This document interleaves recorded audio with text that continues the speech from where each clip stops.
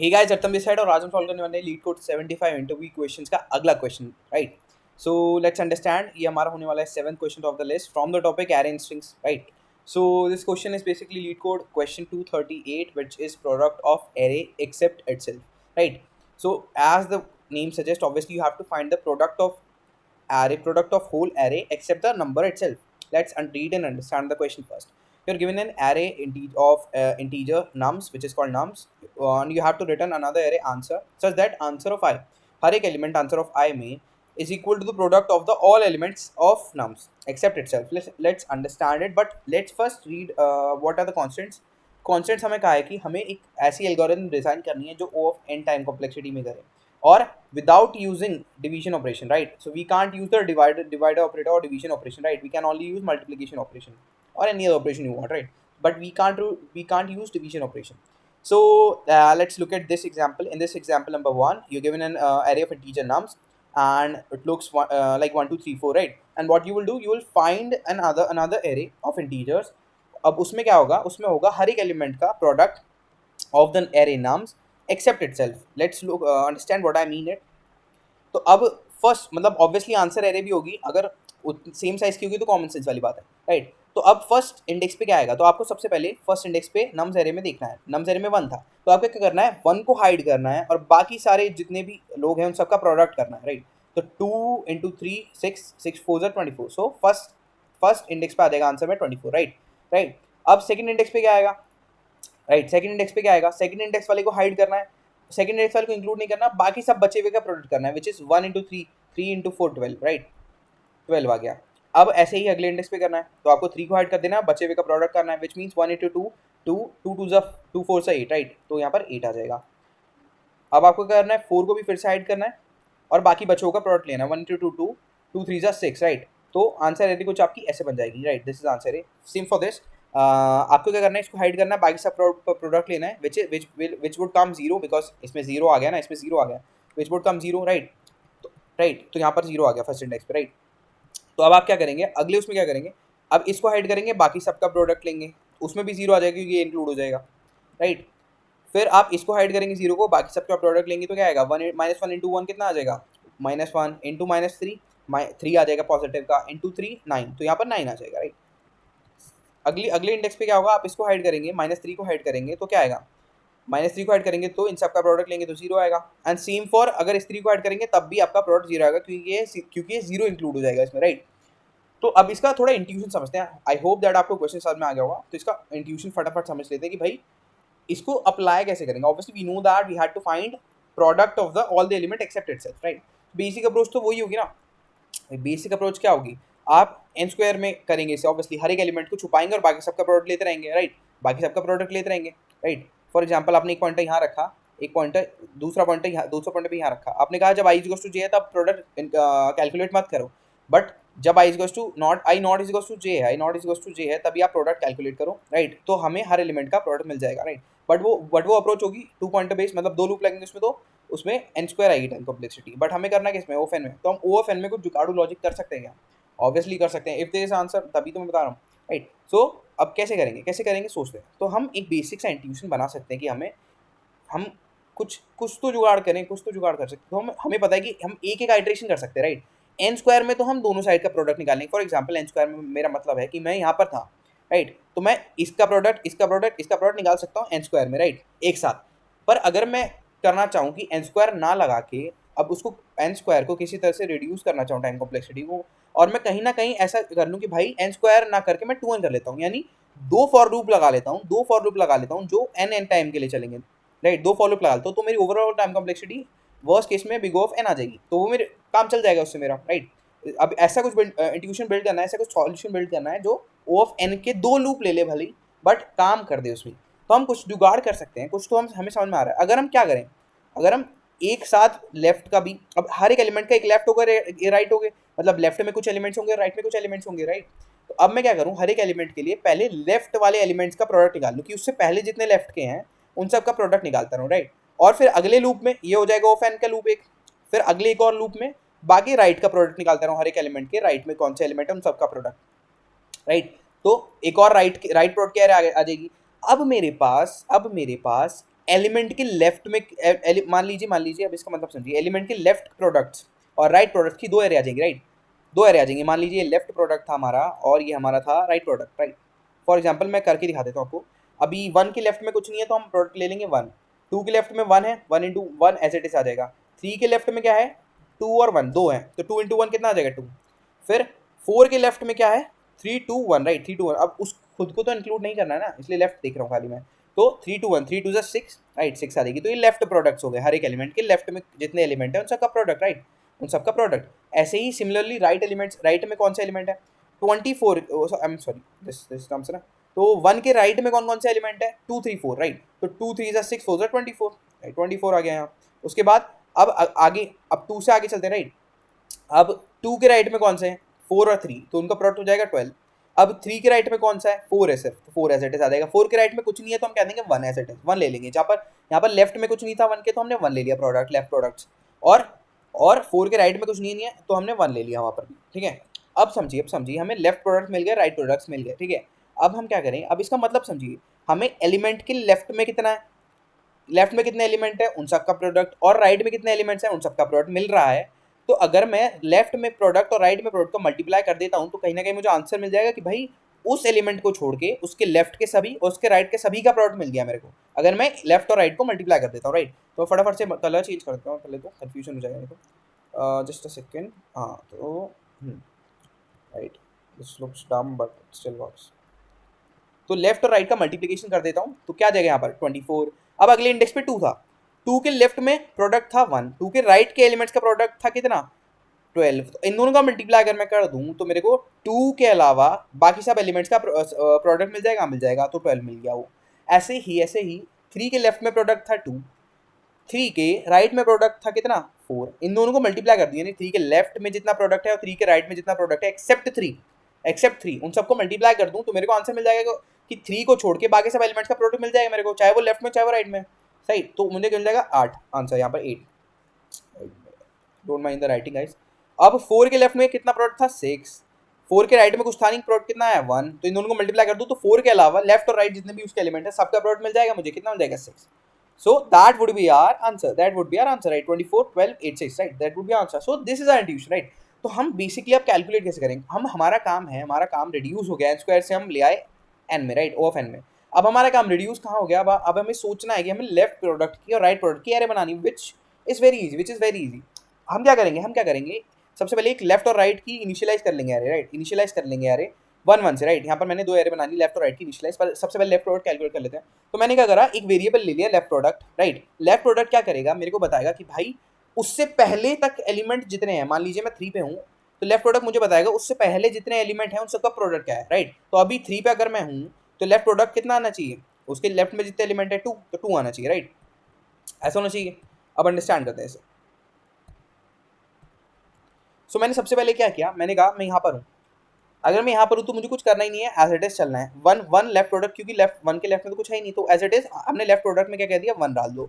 अगले इंडेक्स पे हमने कहा, हमने जैसे मैं वहाँ पर आया तो लेफ्ट प्रोडक्ट को मुझे अब अपडेट कर देना है क्या, राइट। लेफ्ट प्रोडक्ट को सबसे पहले अपडेट करूँगा, लेफ्ट प्रोडक्ट को कहूँगा मैं लेफ्ट प्रोडक्ट तुम क्या हो जाओ, अपडेट हो जाओ, जो भी हमारा लेफ्ट ऑफ आई था या नम्स ऑफ आई था, फॉर एग्जाम्पल नम्स ऑफ आई था, सॉरी, नम्स ऑफ आई बन जाओ, हमेशा ये करो हर रूप में।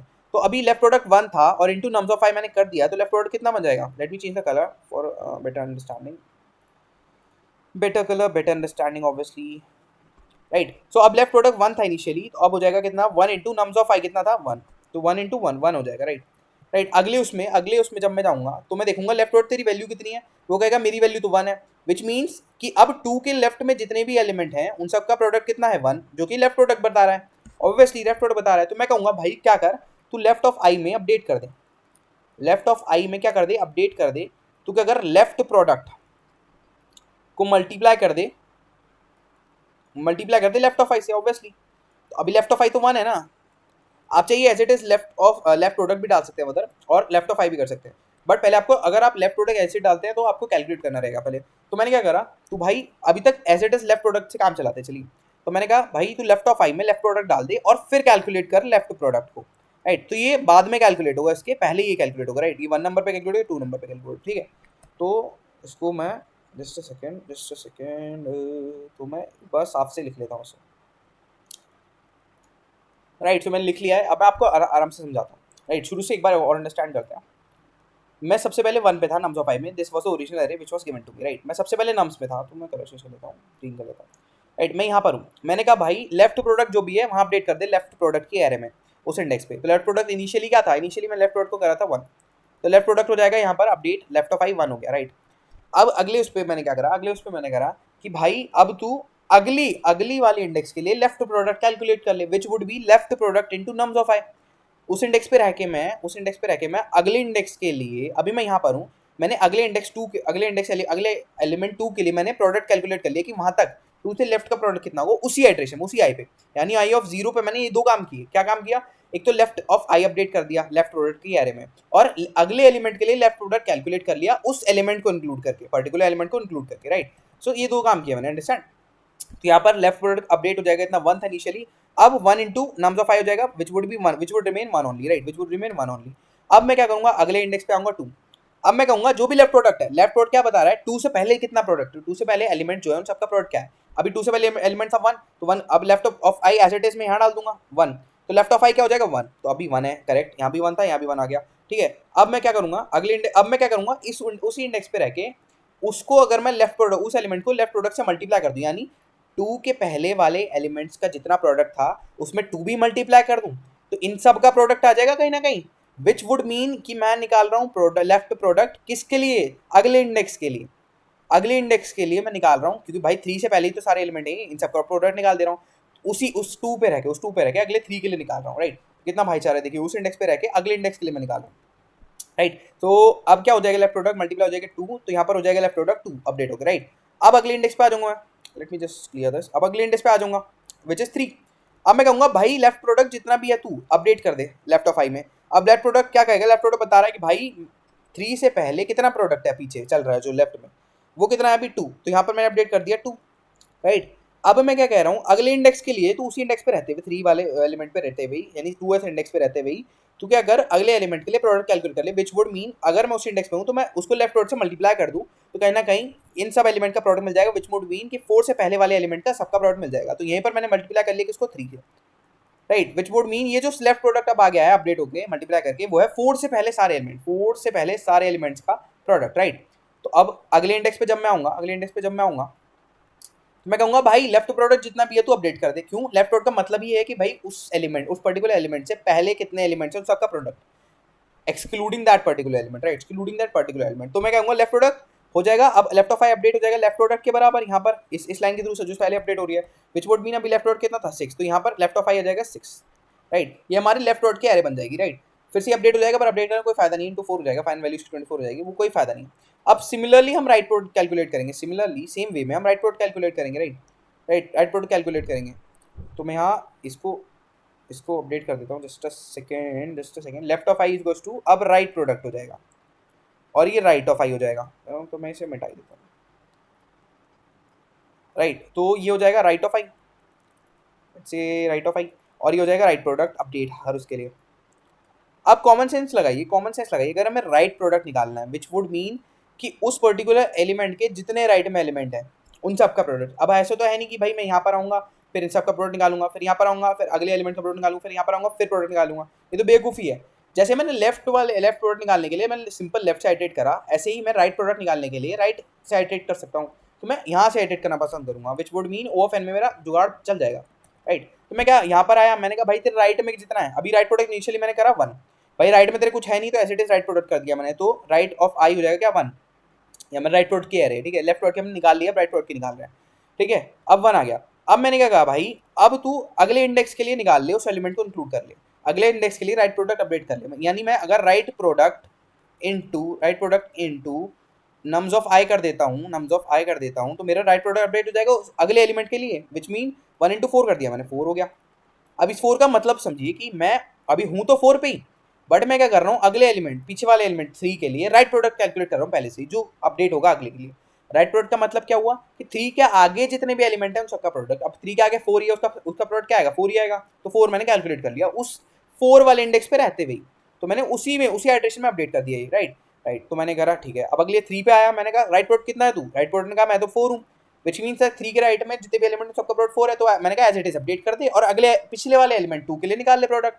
अब पिछले वाले 2 के लिए जब वो निकालेगा प्रोडक्ट तो क्या हो जाएगा, राइट ऑफ आई हो जाएगा, उस एलिमेंट को इंक्लूड कर लेगा, नम्स ऑफ आई को मल्टीप्लाई कर लेगा, यहाँ पर 4 इंटू 3 हो जाएगा 12। अब ये 12 का मतलब है कि भाई पिछले वाले एलिमेंट के लिए मैंने प्रोडक्ट निकाल दिया, पिछले वाले एलिमेंट के लिए मैंने राइट प्रोडक्ट निकाल दिया कि पिछले वाले एलिमेंट 2 के राइट में जितने एलिमेंट है 3 और 4 सबका प्रोडक्ट कितना आएगा, 12 आएगा। करेक्ट, बिल्कुल सही, बिल्कुल सही। राइट। तो अब मैं आ गया 2 पे। अब मैंने कहा भाई 2 पे तो तू आ गया है, पर तू पहले राइट प्रोडक्ट अपडेट कर दे, बाद में तू कुछ करियो। मैंने कहा हाँ। अब 2 इस वाले इंडेक्स पे आ गया मैंने कहा राइट प्रोडक्ट कितना है तेरा, कह रहा अभी 12 है। मैंने कहा अपडेट कर दे, चल अपडेट कर दिया, यहाँ पर मैंने अपडेट कर दी, ये पहली चीज़ है अपडेट कर दी। फिर मैंने कहा अब पिछले पिछले एलिमेंट यानी पीछे वाले एलिमेंट 1 के लिए तू राइट प्रोडक्ट निकाल ले, मुझे इंक्लूड कर ले, यानी 2 को इंक्लूड करके राइट प्रोडक्ट निकाल लूँ। अब मैं राइट प्रोडक्ट में 12 में 2 को भी इंक्लूड कर लूंगा, इंटू 2 कर दूंगा तो 24 आ जाएगा, 24 आ जाएगा। तो यहाँ पर ये अपडेट हो जाएगा 24 राइट प्रोडक्ट। अब मैं पीछे चल जाऊंगा, अब मैं कहूंगा भाई राइट प्रोडक्ट कितना है, सबसे पहले किसी भी इंडेक्स पे जाते देखूंगा राइट प्रोडक्ट कितना है, राइट प्रोडक्ट कितना है 24। तो कहेगा अपडेट कर दे भाई राइट ऑफ प्रोडक्ट वाली एरे में। अब तू भले राइट प्रोडक्ट कैलकुलेट कर ले, राइट प्रोडक्ट अब इसमें इंक्लूड करूंगा ये राइट प्रोडक्ट में नम्स ऑफ आई कैलकुलेट करने के लिए, तो 24 इंटू 1 आ जाएगा, right, which would become 24 again. So अब इसका कोई फायदा नहीं था क्योंकि और एलिमेंट है ही नहीं, तो उसके लिए निकाल फिर, राइट। सो अब मेरे पास आ गई लेफ्ट प्रोडक्ट की एरे, राइट प्रोडक्ट की एरे, राइट, लेफ्ट प्रोडक्ट और राइट प्रोडक्ट की 2 एरेज आ गई हैं। अब मैं सिंपल बेसिक चीज क्या करूंगा, इन दोनों एरे को मल्टीप्लाई कर दूंगा, एक आंसर एरे में पुश कर दूंगा। तो इन दोनों एलिमेंट को मल्टीप्लाई कर देते हैं फटाफट, इजीएस्ट काम है। तो सबसे पहले करस्पॉन्डिंग एलिमेंट मल्टीप्लाई कर देते हैं 1 और फर्स्ट इंडेक्स पे 24, तो 1 इंटू 24 24 आ गया। फिर 1 लेफ्ट प्रोडक्ट और 12, 1 इंटू 12 12 आ गया। अभी मतलब समझते रहिए। 2, अब 2 का मतलब क्या है कि 3 के लेफ्ट में जितने एलिमेंट थे 1 और 2 उनका प्रोडक्ट, तो 2 आ गया। और इस 4 का मतलब क्या है, 3 के राइट में जितने एलिमेंट थे दैट इज 4 उसका प्रोडक्ट। अब मेरे पास 3 के राइट के एलिमेंट का प्रोडक्ट है, 3 के लेफ्ट के एलिमेंट का प्रोडक्ट है, उन दोनों का प्रोडक्ट अगर मैं कर दूंगा तो मुझे क्या पता चलेगा कि 3 के अलावा जितने एलिमेंट हैं उन सबका प्रोडक्ट। तो सिंपल से ही कर रहा हूँ, तो मैं 2 को 4 से मल्टीप्लाई कर देता हूँ विच would become 8। Same for the last index 6 जिसका लेफ्ट प्रोडक्ट है, उसको मल्टीप्लाई कर दिया उसके राइट प्रोडक्ट से विच इज 1, तो आ जाएगा 6। Which is our answer? 24, 12, 8, 6. Right, 24, 12, 8, 6. Cross checking. Let's quickly understand the code now. I hope that you have understood the intuition behind it. It's very easy question, right? अब फटाफट time complexity समझ लेते हैं and code समझ लेते हैं। This was the function given to us, हमें vector of inter return करना था आंसर और गिवन था नम्स, राइट। तो मैंने सबसे पहले क्या करा, 2 वेक्टर बना लिए लेफ्ट और राइट। आप इनिशियलाइज 1 से कर सकते हैं, सेम साइज के वेक्टर बना लिए मैंने, राइट, सेम साइज के वेक्टर बना लिए, राइट। आप चाहे तो बिना साइज का पुश बैक करके भी कर सकते हैं। और एक आंसर वेक्टर बना लिया जो कि इन दोनों के कॉरस्पॉन्डिंग एलिमेंट लेफ्ट और राइट के कॉरस्पॉन्डिंग एलिमेंट का प्रोडक्ट स्टोर करने वाला है, ठीक है। अब आपको बता दिया मैंने, पूरा बता दिया, पर आपको समझना है। अब मैं राइट प्रोडक्ट इनिशियली 1 कर दिया था और पूरी राइट प्रोडक्ट की एरे निकाल ली, राइट प्रोडक्ट ऑफ 5, जैसे मैंने बताया राइट प्रोडक्ट ऑफ 5। अब ये मल्टीप्लाई हटा सकते हैं, यहाँ पर ये मल्टीप्लाई हटा सकते हैं, आप डायरेक्टली अपडेट कर सकते हैं। तो मल्टीप्लाई हटा देता हूँ, कंफ्यूजन ना हो कि भाई राइट ऑफ 5 में कर दो जितना भी राइट प्रोडक्ट है उसके राइट में जितने भी एलिमेंट है। और आप एक बात याद रखेंगे, जब आप राइट प्रोडक्ट कैलकुलेट करेंगे तो आप लास्ट से आइटरेट करेंगे, यहाँ से आइटरेट करके फिर पीछे जाएंगे, राइट, लास्ट से आइटरेट करके फिर 0 तक जाना है, ठीक है। तो ये ध्यान रखना है। और राइट ऑफ 5 अपडेट करते रहेंगे, राइट प्रोडक्ट अपडेट कर देंगे फिर से, राइट। फिर ऐसे ही लेफ्ट प्रोडक्ट निकालेंगे। अब लेफ्ट प्रोडक्ट है तो लेफ्ट टू राइट जाएंगे, तो लेफ्ट टू राइट जाएंगे ऐसे, राइट। तो लेफ्ट प्रोडक्ट हमने लेफ्ट ऑफ 5 में हमेशा क्या कर दिया, लेफ्ट प्रोडक्ट डाल दिया initially, but that was 1, right. और हमेशा लेफ्ट प्रोडक्ट को अपडेट कर दिया आगे आने वाले इंडेक्स के लिए, ऐसे ही हमेशा राइट प्रोडक्ट को अपडेट कर दिया पीछे आने वाले इंडेक्स के लिए, राइट, राइट। और फिर क्या करा, लेफ्ट प्रोडक्ट और राइट प्रोडक्ट की एरे बन गई, तो उन दोनों को मल्टीप्लाई करा कॉरस्पॉन्डिंग एलिमेंट्स को, देखिए कॉरस्पॉन्डिंग एलिमेंट्स को मल्टीप्लाई करके आंसर में पुश बैक कर दिया और रिटर्न कर दिया answer. This is basic intuition, basic maths, right.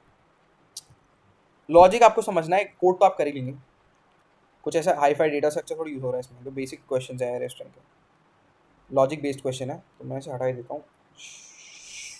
Don't mind मी। फटाफट टाइम कॉम्प्लेक्सिटी समझते हैं।